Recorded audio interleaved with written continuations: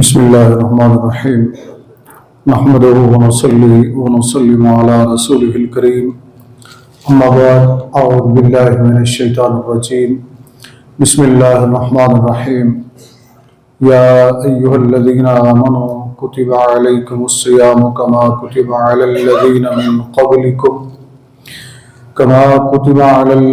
من قبلكم لعلكم تتقون صدق الله العظيم وصدق رسوله النبي الكريم الأمين قال الله تبارك وتعالى في شأن حبيبي إن الله وملائكته يصلون على النبي يا أيها الذين آمنوا صلوا عليه وسلموا تسليما الصلاة والسلام عليك يا سيدي يا رسول الله وعلى آلك وصحبك يا سيدي يا حبيب الله الصلاة والسلام عليك يا سيدي يا رسول الله وعلى آلك وصحبك يا سيدي يا رحمة للعالمين السلام علیکم ورحمۃ اللہ وبرکاتہ۔ سب سے پہلے تو دل کی تہ گہرائیوں سے رمضان المبارک کا پہلا جمعۃ المبارک اور رمضان المبارک کی مبارک ساتیں آپ سب دوستوں کو مبارک ہوں۔ دعا ہے کہ اللہ جل مجدہ اس ماہ مقدس کو تمام عالم اسلام کے لیے، عموماً اہل پاکستان کے لیے اور ہم سب کے لیے خصوصاً باعث رحمت باعث برکت بنائے، اور اس کے صدقہ و فعل اللہ تعالی ہم سب کی مشکلات پریشانیوں کو دور فرمائے، ہم سب کی نیک حاجات کو پورا فرمائے۔ عزیزان گرامی قدر، گزشتہ جمعۃ المبارک کو آپ نے سماعت فرمایا تھا توبہ کرنا، اللہ کی طرف رجوع کرنا، اپنی خطاؤں کی اللہ تعالیٰ سے اقرار کر کے معافی مانگنا۔ یہ اسی لیے ہوتا ہے کہ انسان کے دل کے اندر جب خوف باری تعالیٰ موجود ہو، اگر پہلے تو اس سے گناہ ہوتا نہیں، اگر ہو جائے تو پھر اس کی نشانی یہ ہے کہ وہ اللہ تعالیٰ سے معافی مانگے، اللہ کی بارگاہ میں رجوع کرے۔ اس پر میں تفصیل عرض کر چکا ہوں۔ آ چکے رمضان المبارک کا پہلا جمعۃ المبارک ہے، اسی سے متعلقہ آیت کریمہ میں نے تلاوت کرنے کے شرف حاصل کیا۔ سورۃ البقرہ کی آیت مبارکہ ہے، آیت نمبر 183، جس میں اللہ رب العزت نے روزے کی فرضیت کے متعلق ارشاد فرمایا ہے، اور پھر روزے کا جو مقصد ہے وہ بھی اللہ تعالیٰ نے بیان فرمایا۔ سب سے پہلے اس کا ترجمہ آسان سا سادہ سا سماعت فرما لیں، اور اس کے بعد اس پر ہم انشاءاللہ گفتگو کرتے ہیں، اس دعا کے ساتھ کہ اللہ تعالیٰ ہمیں عمل کی توفیق عطا فرمائے، بد عملی سے بچنے کی توفیق عطا فرمائے۔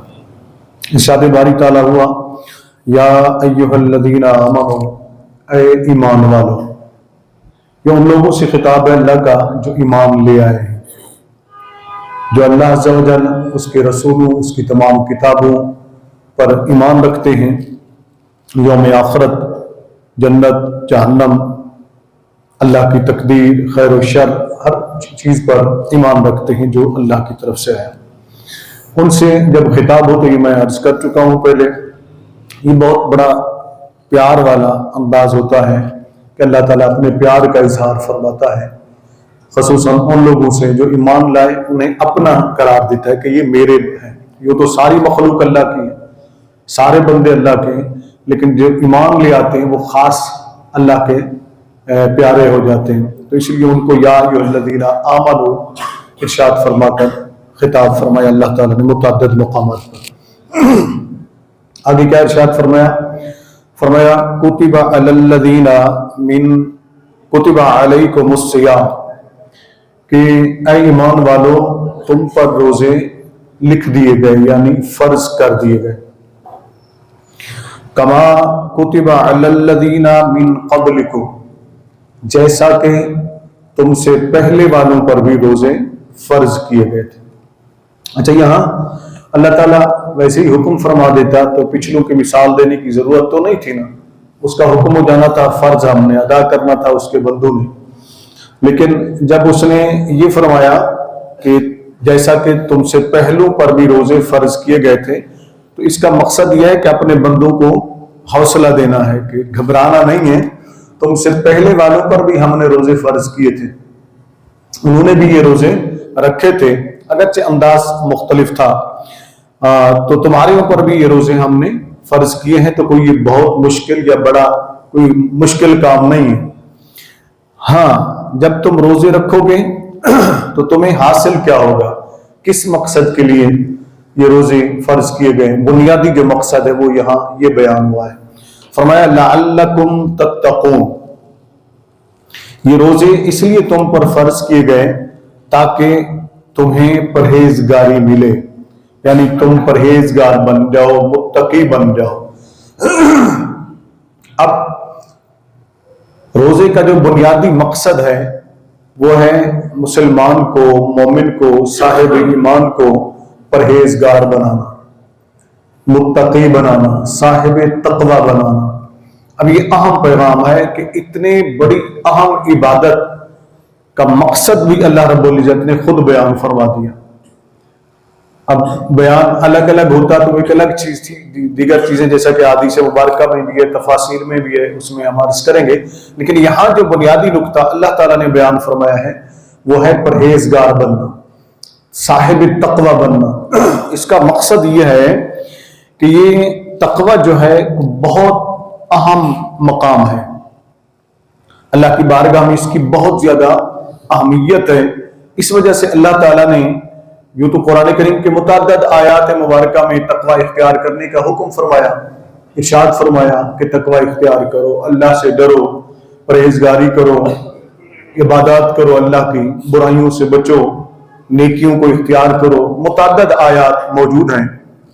لیکن یہاں خاص کر جب فرمایا ہے تو اس سے لگتا ہے کہ یہ خاص چیز ہے، کیونکہ اس کے بارے میں، تقوی کے بارے میں، متقین کے بارے میں قرآن کریم میں ایک اور ارشاد بھی ہوا، اس کو بھی ذہن میں رکھ لیں۔ شروع میں فرمایا واللہ یحب المتقین، اور اللہ تعالی متقی لوگوں سے محبت فرماتا ہے، متقی لوگوں سے محبت فرماتا ہے۔ جو صاحب تقوی لوگ ہیں، متقی لوگ ہیں، ان سے اللہ محبت فرماتا ہے، اللہ محبت فرماتا ہے۔ یہ بڑی قابل غور بات ہے، جن سے اللہ محبت فرمائے ان کا مقام کیا ہوگا یہ آپ خود اندازہ لگا سکتے ہیں۔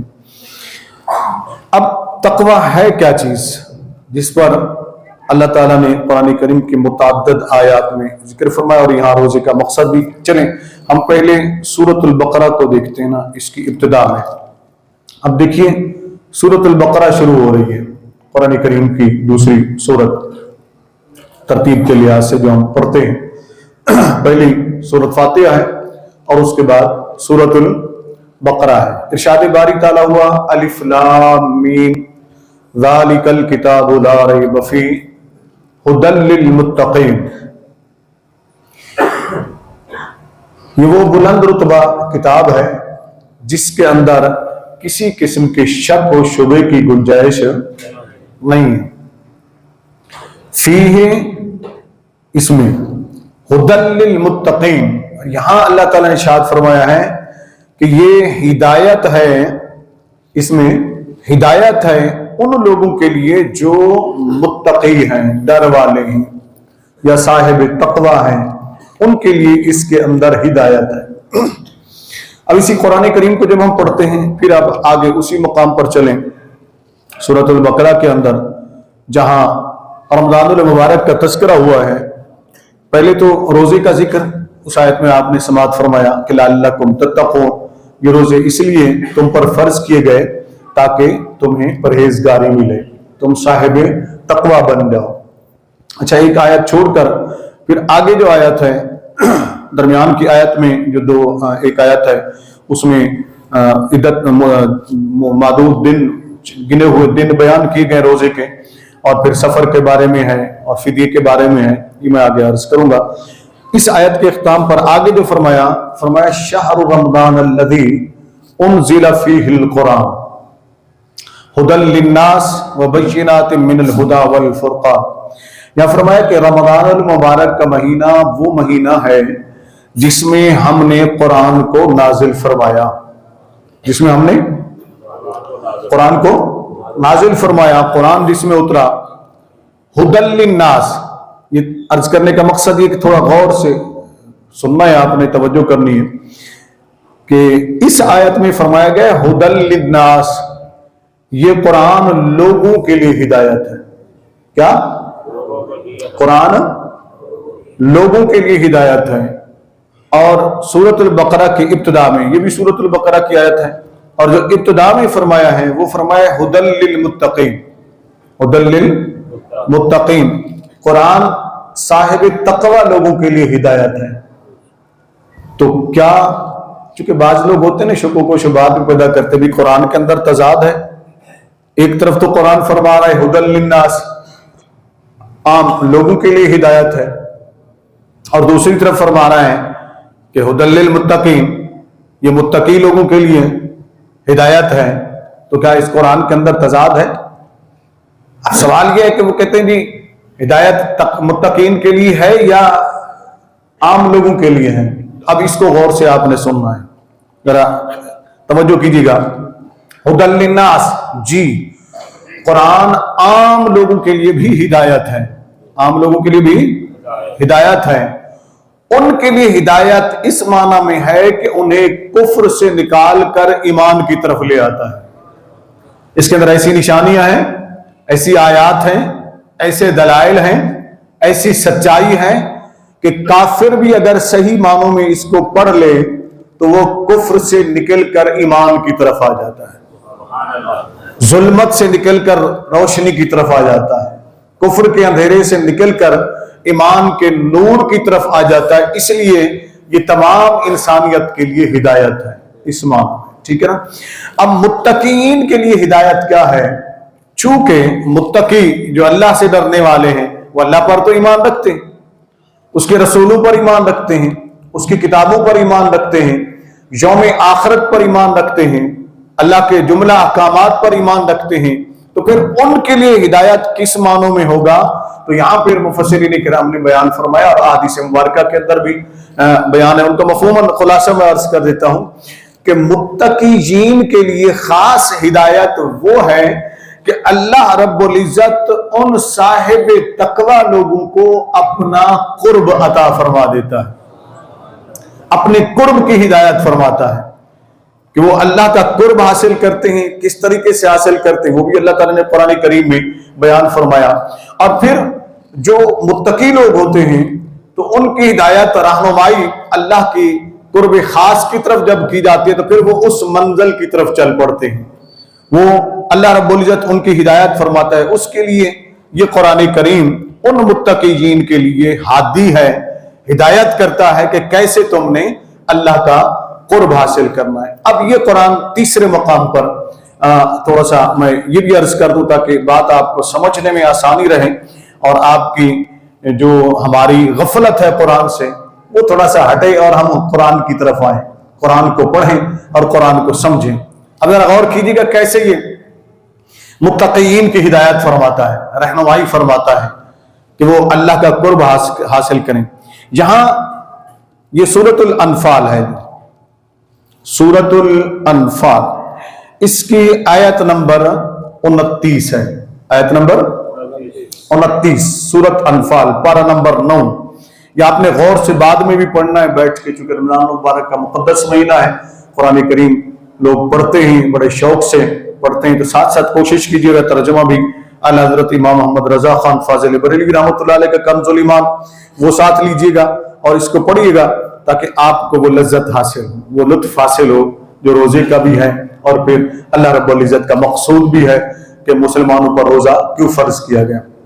اب ذرا غور کیجیے گا، یہاں بھی خطاب اس میں جو روزہ فرض ہونے والی آیت ہے اس میں بھی خطاب اے ایمان والو کہہ کر ارشاد فرمایا۔ کیا؟ ادھر اے ایمان والو کہہ کر خطاب ارشاد فرمایا ہے۔ اب یہ آپ نے غور کرنا ہے، یہاں جو آیت ہے پیچھے سورۃ بقرہ کی ابتدا میں نے بتایا ہدی للمتقین ہے، اور سورۃ البقرہ کی تیسری آیت جو میں نے آپ کو بتائی، شہر رمضان الذی انزل فیہ القرآن، اس میں قرآن کو لوگوں کے لیے ہدایت قرار دیا گیا۔ اب جو صاحب تقوی لوگوں کے لیے ہدایت ہے قرآن، اس کے بارے میں قرآن کریم کے اندر اللہ تعالیٰ سورۃ انفال کی جو آیت میں نے آپ کے سامنے رکھی، اس پر غور فرمائیں۔ رب کریم فرماتے ہیں یا ایھا الذین آمنو، یہاں بھی خطاب وہی ہے، اے ایمان والوں۔ کیا خطاب ہے؟ اے ایمان والوں۔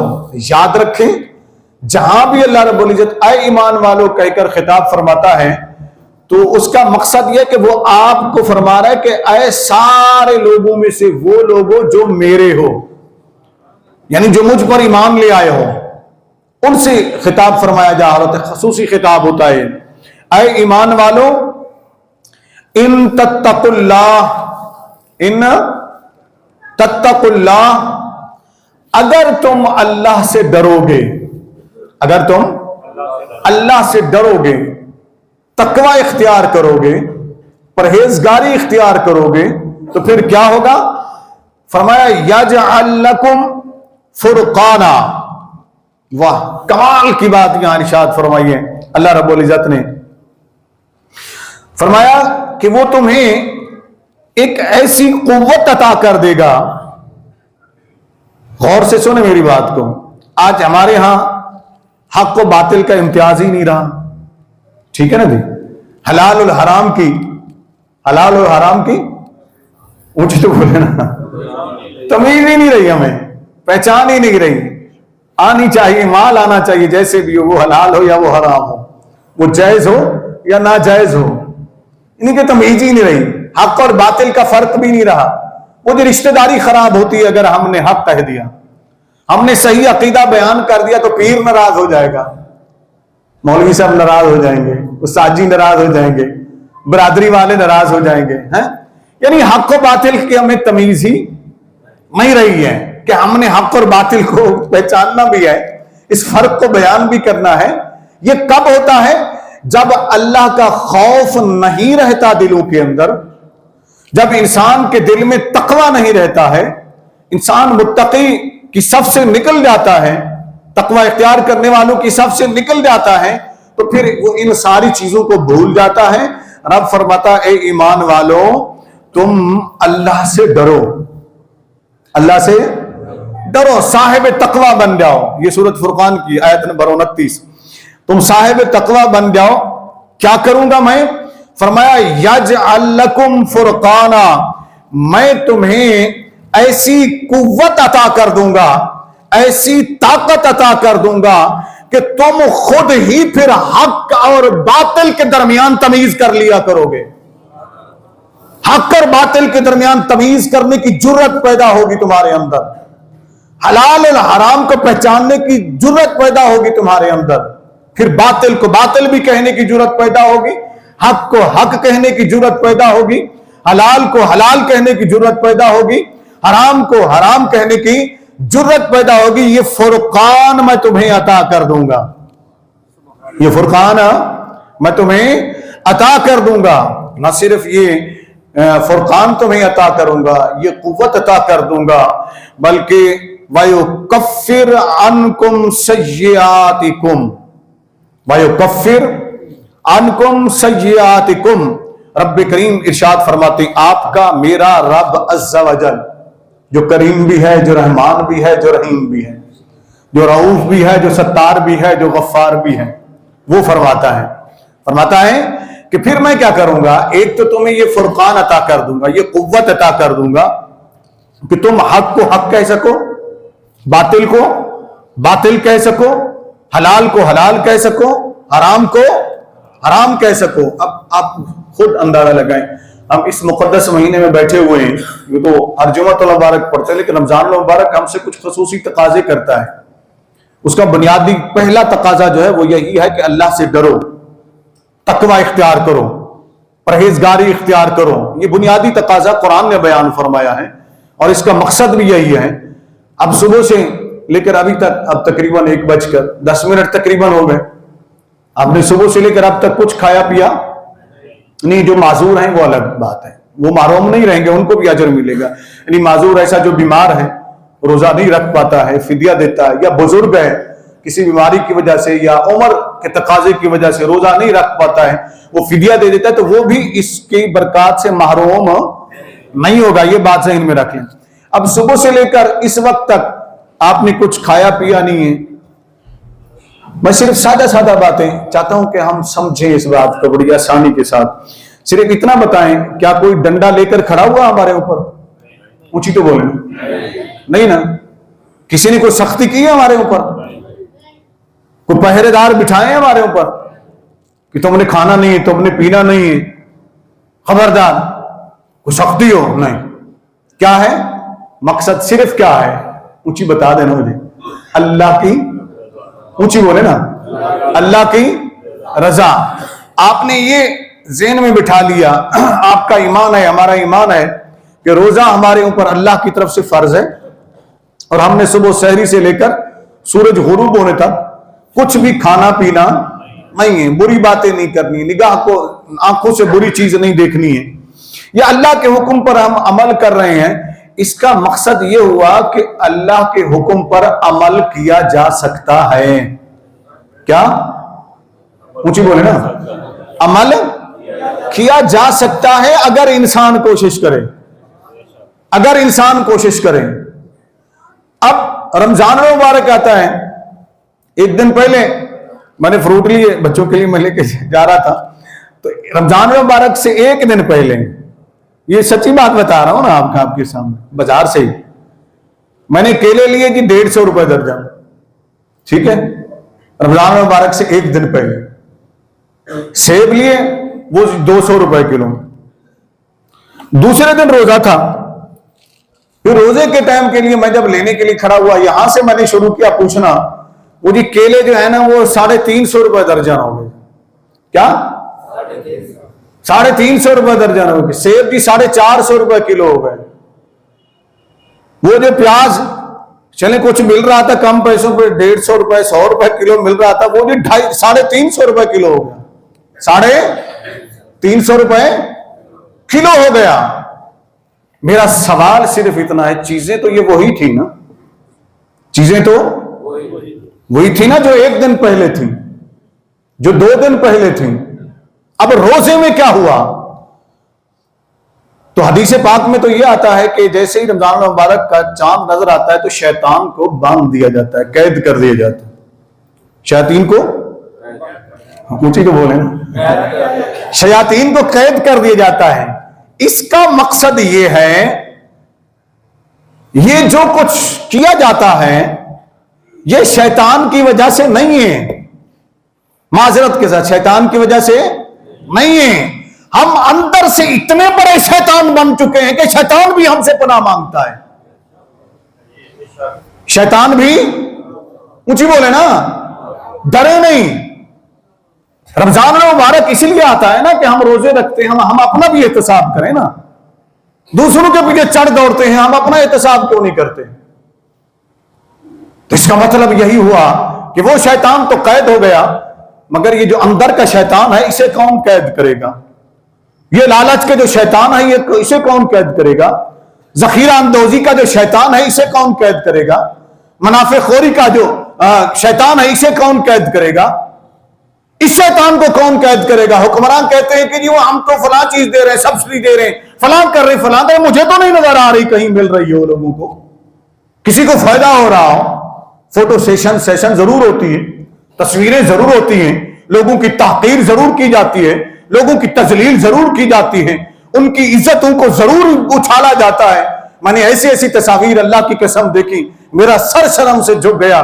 کچھ ہماری مائیں تھیں, کچھ ہماری بہنیں تھیں, کچھ ہماری بیٹیاں تھیں, ان کو امداد دیتے ہوئے ان کی تصویر بنائی گئی. ساتھ ایک بندہ افسر ادھر سے کھڑا ہوا, ایک ادھر سے کھڑا ہوا ہے, تصویر بنا رہے ہیں, وہ تھیلا آٹے کا, وہ ہماری بہن, وہ ہماری بیٹی.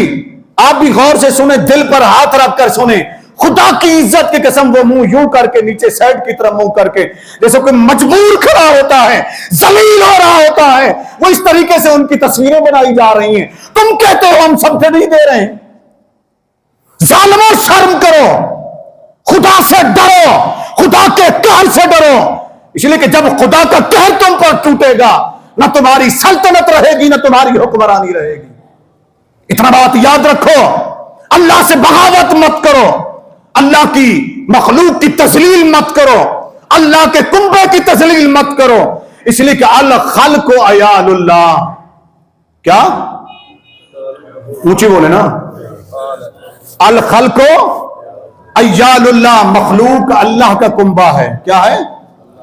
اللہ کا کنبا ہے. جب تم بغاوت کرو گے, اللہ کے کنبے کی تذلیل کرو گے, تو پھر عزت تمہیں بھی نہیں ملے گی. پھر کیا ہے؟ یہ اندر کا شیطان جو ہمیں چین نہیں لینے دیتا. ہم سب سے بڑے ہیں جی, ہم سب سے اونچے ہیں جی, ہم جو چاہیں کر سکتے ہیں جی, ہم منافع بھی کما سکتے ہیں, ہم ناجائز پیسے بھی لگا سکتے ہیں. یاد رکھو. اب دوسری طرف, کل میں ایک رپورٹ پڑھ رہا تھا گوگل کے اوپر, امریکہ, برطانیہ, فرانس, جرمنی, کینیڈا, یہ غیر مسلم ممالک ہیں.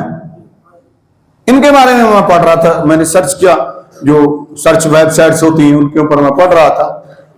ان میں سے بعض ممالک نے مسلمانوں کے لیے رمضان المبارک کے لیے حلال, باقاعدہ بورڈ لگا کے انہوں نے حلال اسٹال لگا دیے کہ حلال اشیاء ہیں یہاں پر, اور یہ جو روزے دار ہیں مسلمان ان کے لیے فری ہیں.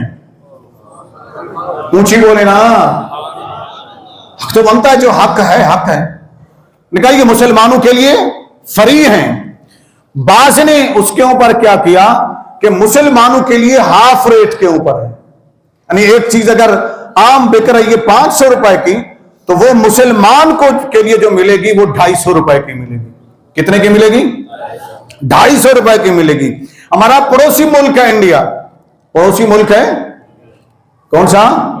انڈیا, جس کو ہم ازلی دشمن کہتے ہیں. یہ دیکھیں نا جی, اب یہ مجھے انہوں نے دکھا رہے ہیں کہ یہ میرے پاس بھی آئے ہیں کہ غیر مسلم جو ہے نا وہاں مسلمانوں کے لیے فری افطاریوں کا اہتمام کر رہے ہیں. ٹھیک ہے, فری افطاریوں کا اہتمام کر رہے ہیں, فری دے رہے ہیں سحری کا سامان, افطاری کا سامان. انڈیا سے وہاں میرے کچھ علماء دوست ہیں, ان سے رابطہ رہتا ہے میرا مسلسل. تو میں نے اس کے اوپر رمضان مبارک کے اوپر جب لکھا تو ان کی طرف سے مجھے وائس کال آئی واٹس ایپ کے اوپر, کہنے ڈاکٹر صاحب آپ کے پاکستان میں اتنا مہنگائی ہے. میں نے کہا جناب بالکل ہے, جو نظر آ رہی ہے اس میں کون سی ایسی بات ہے. کہنے لگے آپ لوگوں نے تو اسلامی جمہوری پاکستان بنایا تھا, مسلمان ہیں وہ بھی, تحریک آزادی میں ان کے بڑوں کا حصہ تھا. ٹھیک ہے نا, ان کا حصہ تھا, کردار تھا ان کے خاندانوں کا.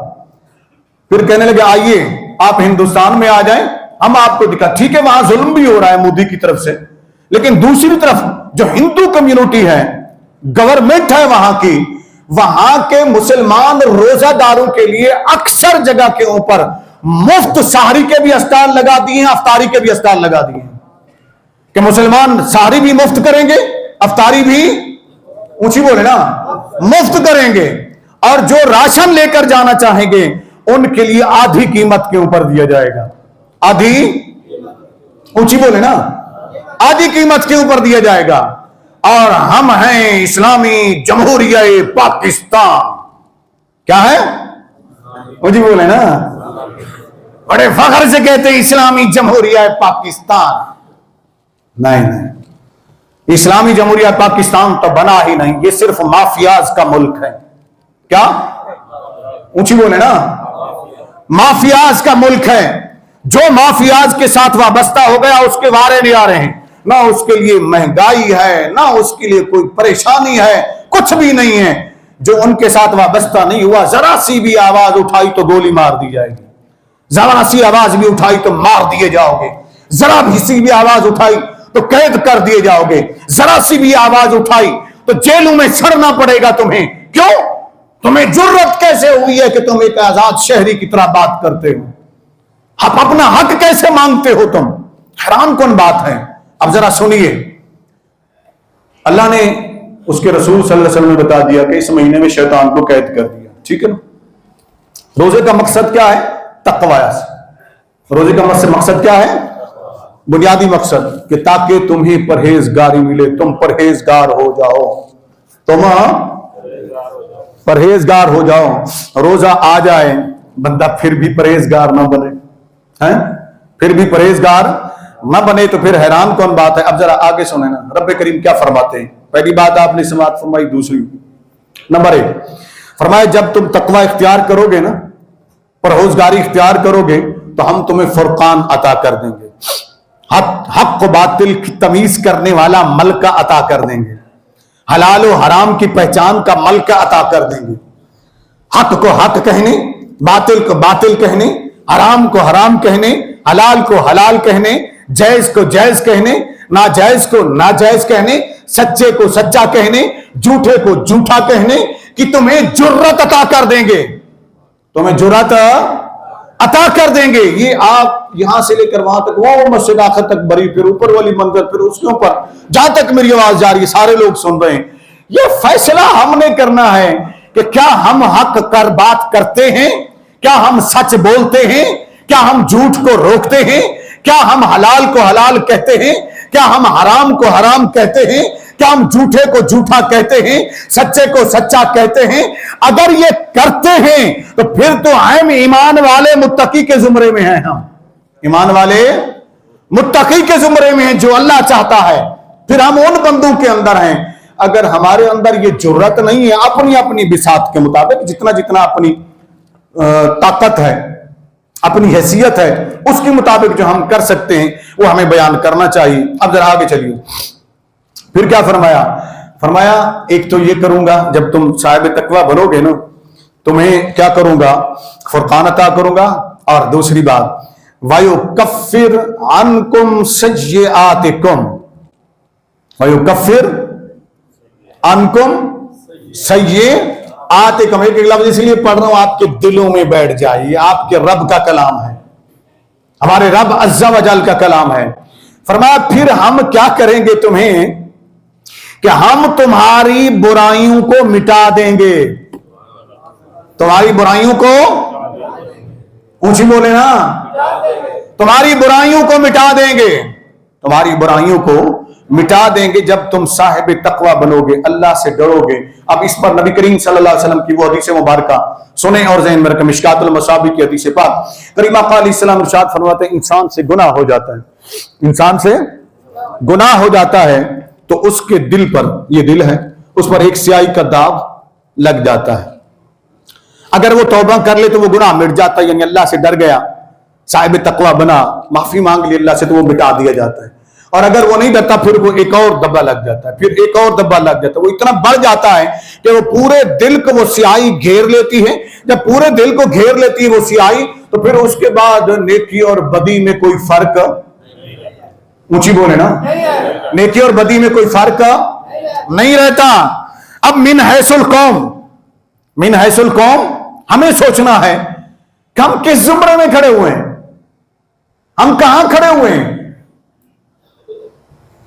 कि मैं कुरान और हदीस की बात कर रहा हूं, किसी पार्टी की बात नहीं कर रहा हूं। ये बात मैं बारहा कह चुका हूं, मेरा किसी पार्टी से कोई ताल्लुक नहीं है, लेकिन जो हक कुरान हमें कहता है वो बयान करूं, जो अल्लाह के रसूल सल्लल्लाहु अलैहि वसल्लम फरमाते हैं वो हमें बयान करना चाहिए, वो हमें सीखना चाहिए। इसी मुकद्दस महीने रमजान मुबारक के अंदर कुरान का नुज़ूल हुआ, इसी मुकद्दस महीने रमजान मुबारक के अंदर हमें पाकिस्तान की नेमत अता हुई, तो हम क्या कर रहे हैं। अब जरा सुने, रब्बे करीम फरमाता है, अब हमने सोचना है कि बिन हैसुल कौम, हम देखें बुराई हो रही है, हम बोल रहे हैं उसके खिलाफ के नहीं बोल रहे हैं, ये फैसला हमने करना है, ठीक है ना जी। अब हमारे यहां क्या होता है, रमजान ट्रांसमिशन देखिए, अब आ जाए ना इलेक्ट्रॉनिक मीडिया के ऊपर, रमजान ट्रांसमिशन देखिए, सहरी और अफ्तारी के औकात में, सहरी में बात चैनल थोड़ा बहुत शायद वो कोई दीनी बातें सुना देते, वरना अक्सर ट्रांसमिशन ऐसी है, जितने कंजर हैं वो उठाकर इन्होंने टीवी पे बिठा, ऊंची बोले ना, टीवी पे बिठा दिए। बेहयाई, फहाशी रमजान मुबारक के अंदर इन टीवी चैनलों ने आम कर दी। इस बुराई के खिलाफ मुसलमान बोले, ऊंची बोले ना, क्यों नहीं बोले। मुसलमान के अंदर तो जुर्रत होनी चाहिए थी ना, गुफ्तार की जुर्रत, किरदार की जुर्रत, बोलना चाहिए था इन टीवी मालकान के चैनल्स को घेर कर, क्या اپنی دلالی باہر جا کر کرو، اپنی فحاشی باہر جا کر کرو، اپنی بے غیرتی باہر جا کر کرو. تم اسلامی جمہوریہ پاکستان کے اندر بیٹھ کر کنجر خانے کھول دیتے ہو رمضان مبارک کے اندر. تمہیں شرم نہیں آتی ہے؟ ہمارے اندر بولنے کی جرت نہیں رہی، حق کہنے کی جرت نہیں رہی. تو پھر لگتا یہ ہے کہ ہمارے دلوں کے اندر گناہ کر کر کے وہ سیاہی اتنا پھیل چکی ہے کہ اب گناہ ہو بھی رہا ہو تو ہمیں احساس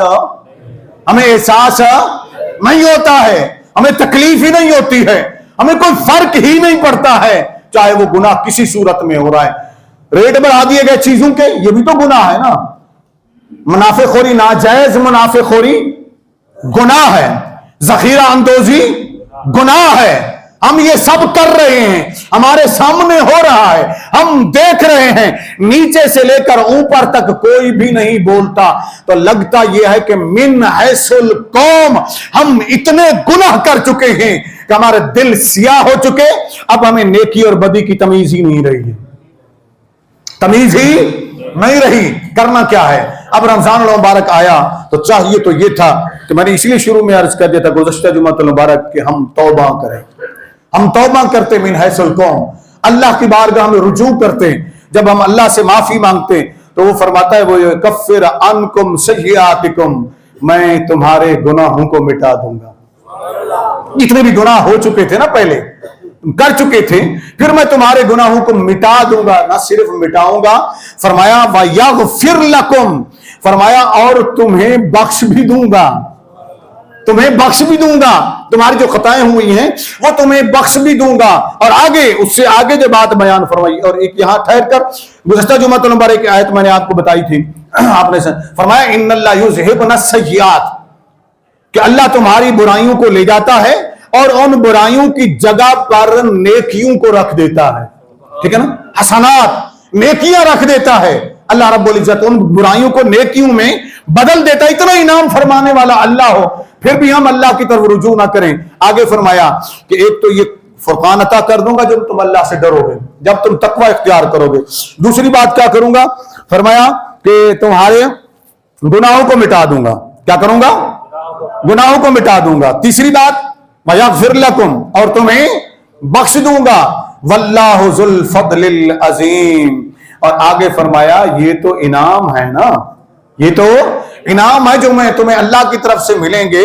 وَاللَّهُ ذُو الْفَضْلِ الْعَظِيمِ، اللہ تو اس سے بھی بڑے فضل والا ہے، اللہ تو اس سے بھی بڑے فضل والا ہے، بڑے فضل والا ہے. وہ کتنے بڑے فضل والا ہے. صحیح مسلم شریف کی حدیث کو سامنے رکھے اور دیگر کتب حدیث میں بھی وہ حدیث پاک موجود ہے. رب کریم فرمائے گا قیامت کے دن ایک بندے کو بلائے گا، ادھر آؤ. ہمارے استاد صاحب شیخ الحدیث مولانا محمد رمضان رحمۃ اللہ علیہ جب یہ حدیث پڑھایا کرتے تھے زاروں قطار رونے لگ جاتے. اب تو پوچھتے تھے استاد جی کیوں رو رہے ہیں؟ فرمایا سارے بیلیوں رل کے نہ دعا کرو میرے واسطے، میرے لیے دعا کرو. قیامت کے دن اللہ یہ جس بندے کو بلا رہا ہونا وہ محمد رمضان ہو.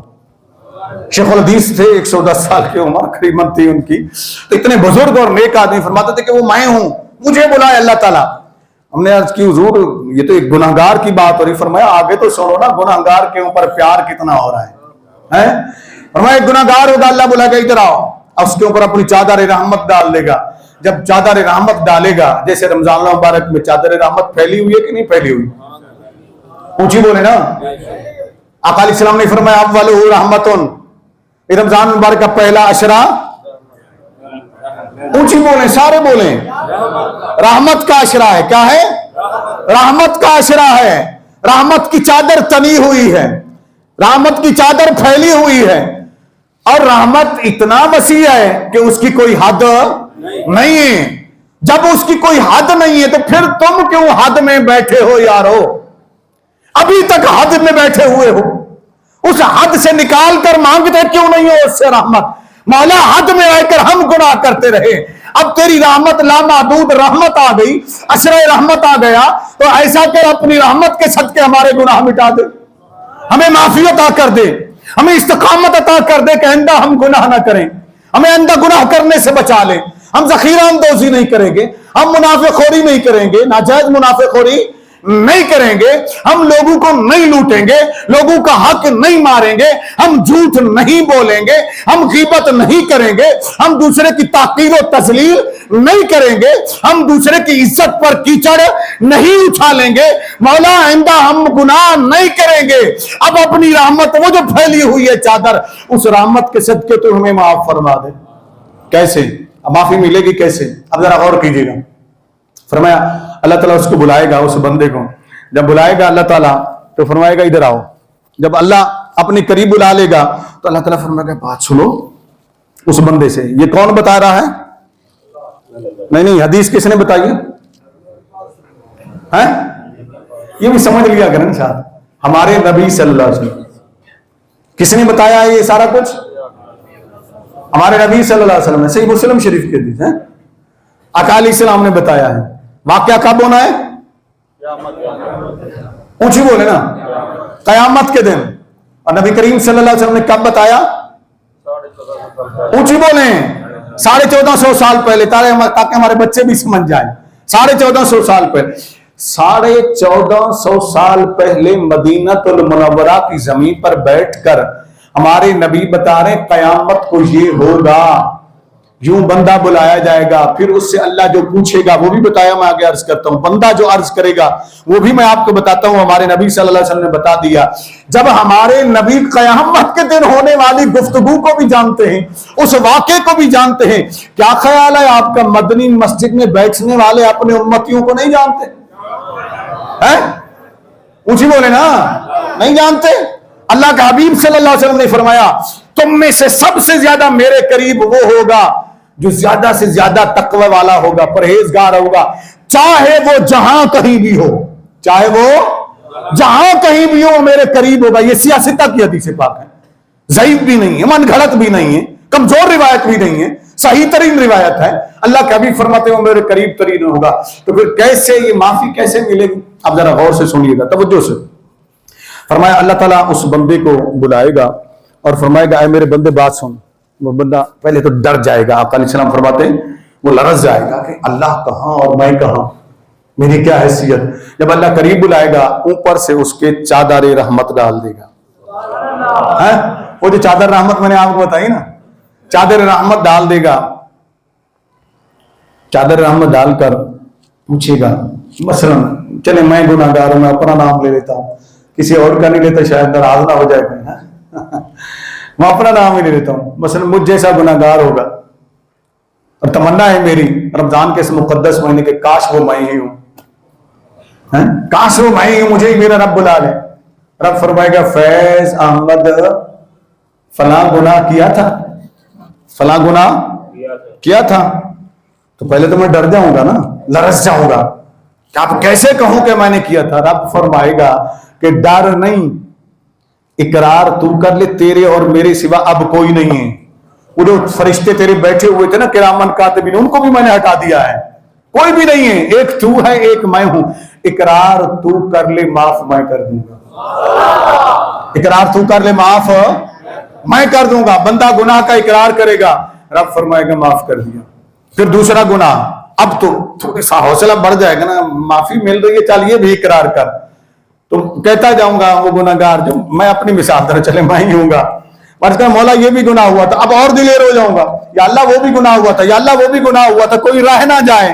اللہ فرمائے گا جتنے گناہ ہیں سارے تو بتا دے, اقرار تو کر لے, میں سارے معاف کر دوں گا, میں سارے معاف کر دوں گا. یہاں تک کہ نبی کریم صلی اللہ علیہ وسلم ارشاد فرماتے ہیں وہ بندہ جب وہاں سے واپس آئے گا, اس چادر رحمت سے نکلے گا, تو وہ گناہوں سے اس طرح پاک ہو چکا ہوگا جیسے ماں کے پیٹ سے کوئی نکلتا ہے, پیدا ہوتا ہے, ماں کے پیٹ سے پیدا ہوتا نہیں, بالکل پاکیزہ ہو چکا ہوگا, گناہوں سے پاک ہو چکا ہوگا. اب ہمیں کیا کرنا ہے؟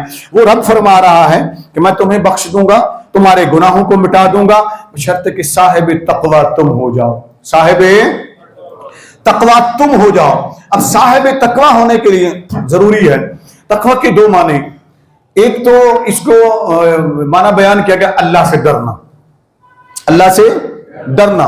دوسرا اس کا معنی بیان کیا گیا پرہیزگار بننا, پرہیزگاری اختیار کرنا. ٹھیک ہے نا؟ اگر اللہ سے ڈرنا لے لیں تب بھی معنی ایک ہی بنتا ہے, اور اگر پرہیزگار لے لیں تو تب بھی مفہوم ایک ہی بنتا ہے، اس لیے کہ جو اللہ سے ڈرتا ہے وہی تو متقی ہے نا، وہی تو پرہیزگار ہے نا، اور جو پرہیزگار ہے، جو گناہوں سے بچتا ہے، تو وہی تو ہے جو اللہ سے ڈر رہا ہے تو پرہیزگاری کر رہا ہے نا۔ اللہ سے ڈرتا ہے تو جھوٹ نہیں بولتا ہے، پرہیزگاری کرتا ہے کہ میں جھوٹ نہیں بولوں، میں غلط بیانی نہیں کروں، میں ناجائز منافع نہ لوں، میں کسی کو تکلیف نہ دوں، میں کسی کی طرف بد نظری نہ کروں، میں کسی کو اذیت نہ پہنچاؤں، کسی کا حق نہ ماروں، یہ اقرار کر لے، متقی بن جائے۔ کیا بنے؟ متقی، صاحب تقوی بنے۔ یہ روزے کا تقاضا ہے۔ جب روزے کا تقاضا اللہ نے بیان فرمایا، یا ایھا الذین آمنوا کتب علیکم الصیام کما کتب علی الذین من قبلکم لعلکم تتقون۔ روزے کا اللہ نے فلسفہ یہ بیان فرمایا، روزے کا مقصد یہ بیان فرمایا کہ یہ روزے میں نے اس لیے فرض کیے ہیں تاکہ تم پرہیزگار بن جاؤ، اور جب تم پرہیزگار بن جاؤ گے نا تو رب دوسرے مقام پر فرماتا ہے واللہ یحب المتقین، میں پرہیزگاروں سے محبت فرماتا ہوں، میں ان سے پیار کرتا ہوں، میں پرہیزگاروں سے پیار کرتا ہوں، میں تقوی کرنے والوں سے پیار کرتا ہوں، میں استحارت رکھنے والوں سے پیار کرتا ہوں، میں توبہ کرنے والوں سے پیار کرتا ہوں۔ اللہ کے پیارے بننا چاہتے ہو تو پھر روزے کے مقاصد کو سمجھو۔ بنیادی مقصد اس کا ہے کہ تقوی اختیار کرنا، تقوی اختیار کرو، پرہیزگاری اختیار کرو، کسی کو اذیت نہ دو، دل سے تمام نجاستوں کو دور کر دو، اللہ کی بارگاہ میں توبہ کر کے، ذکر الہی کر کے ان سیاہ دھبوں کو مٹا دو تاکہ تمہارا دل چمک جائے۔ جب تمہارا دل چمک جائے گا، رب فرمایا میں تم سے محبت کرتا ہوں، پھر جو تو کہے گا میں وہ کرتا چلا جاؤں گا، پھر نظام کائنات تیری مرضی کے اوپر چلے گا، پھر تو کہے گا بارش ہو جائے تو بارش ہو جائے گی، تو کہے گا بارش رک جائے تو بارش رک جائے گی، تو کہے گا بیمار کو شفا دے تو میں بیمار کو شفا دے دوں گا، تو کہے گا بے اولاد کو اولاد عطا کر دے تو میں اولاد عطا کر دوں گا، تو کہے گا فلاں کے رزق میں برکت عطا کر دے تو میں اس کے رزق میں برکت عطا کر دوں گا۔ ارے تو جس کی طرف نگاہ کر دے گا، نظروں میں کہے گا اللہ اسے ٹھیک کر دے تو میں اسے ٹھیک کر دوں گا، اگر نہ کہوں کروں تو پھر مجھے رب نہ کہنا، لیکن شرط یہ ہے میرا بندہ تو بن جا، صاحب تقوی تو بن جا۔ اللہ رب العزت ہمیں رمضان مبارک کے فیض و برکات سے مالا مال فرمائے، آمین۔ سنتیں ادا فرمائے۔